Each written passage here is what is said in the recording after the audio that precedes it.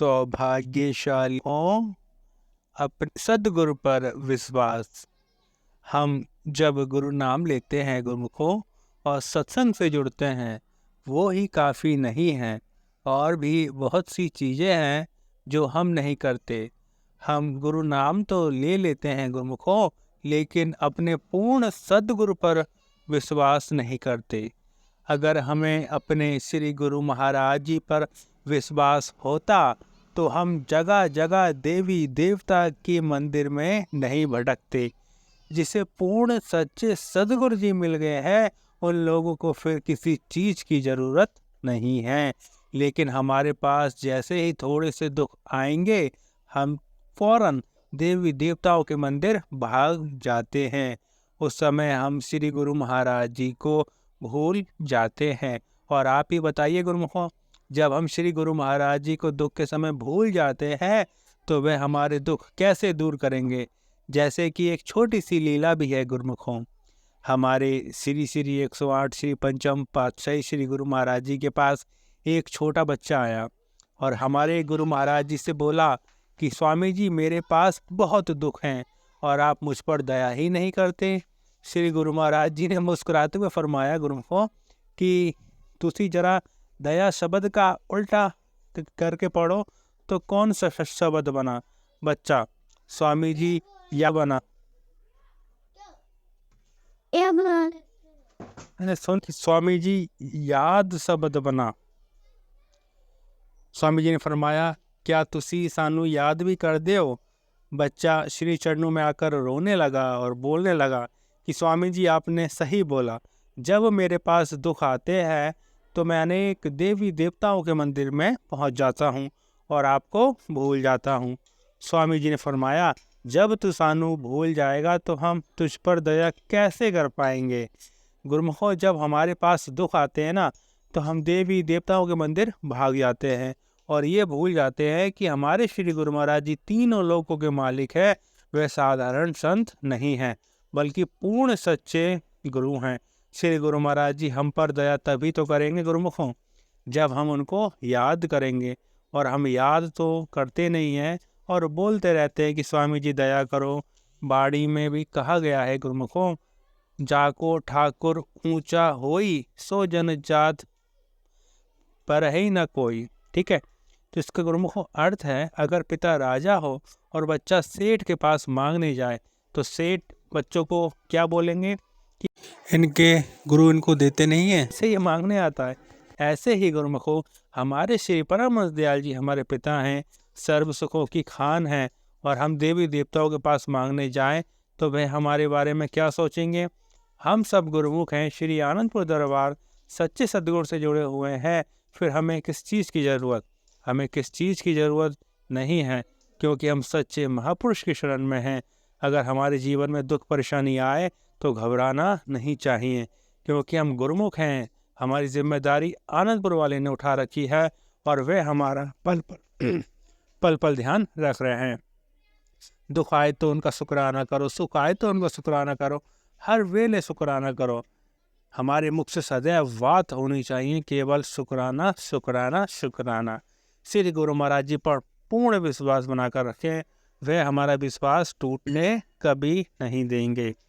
बोलो जयकारा, बोल मेरे श्री गुरु महाराज की जय। श्री श्री 108 श्री परमहंस दयाल जी श्री प्रथम पातशाही गुरु महाराज जी की ये लीला है।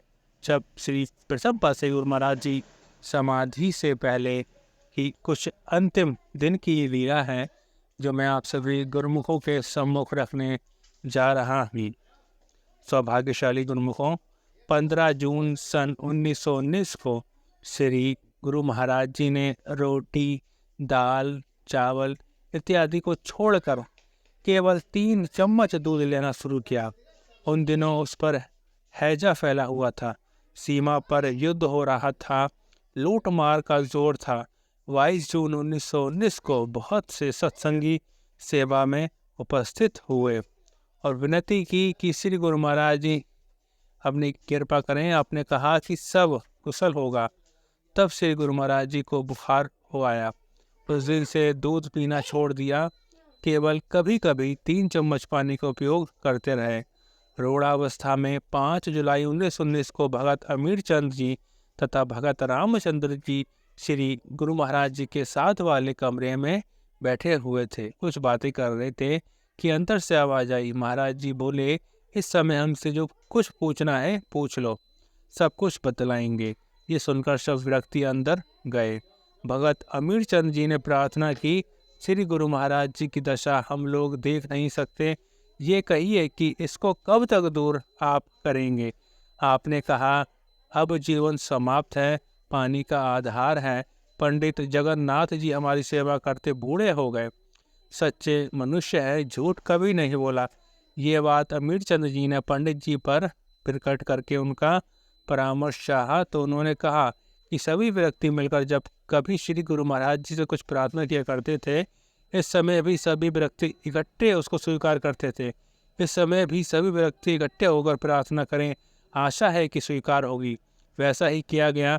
सभी गुरुमुख जन ने इकट्ठा होकर श्री गुरु महाराज जी से प्रार्थना की तो श्री गुरु महाराज जी ने कहा कि हमने तो भगत को ज्ञानी समझकर वेद बतलाया था, उन्होंने फकीरी वेद को प्रकट कर दिया। सभी व्यक्ति रोने लगे तो आपने कहा, धैर्य करो, मृत्यु अटल है, पुराने वस्त्र मनुष्य कब तक पहने रहे। उस दिन से प्राण पांव से खींचकर नाभि को आ गए। इसके पश्चात ही दशा हो गई कि आंखें बिल्कुल खुली थी, परंतु पुतलियां हर समय ऊपर की ओर चढ़ी रहती थी। वार्तालाप किसी से नहीं करते थे। हाँ, यदि कोई माथा इत्यादि टेकता था अथवा किसी के आने की सूचना दी जाती तो संकेत द्वारा बैठने को कह देते। परंतु 6 जुलाई 1919 की शाम को दीवान भगवान दास जी पधारे। उनसे केवल 1 या 2 बातें की। प्रेम सहित मिलकर बोलो जयकारा, बोल मेरे श्री गुरु महाराज जी की जय। सौभाग्यशाली गुरुमुखों, ये श्री परमहंस दयाल जी महाराज जी की कुछ लीलाएं थी जो मैंने आपके सामने वर्णन की। पहली लीला हमारे श्री पंचम पासे गुरु महाराज जी की थी। गुरुमुखों के कुछ मैसेजेस आ रहे थे कि श्री परमहंस दयाल जी महाराज जी की कुछ लीलाएं हैं जो आखिरी समय में उन्होंने कही, तो मैंने इस वीडियो में आखिरी में आप सभी गुरुमुखों को ये बतलाया। श्री गुरु महाराज जी की बहुत सी लीलाएं हैं जो हम आपको सुना रहे हैं और आगे भी सुनाते रहेंगे।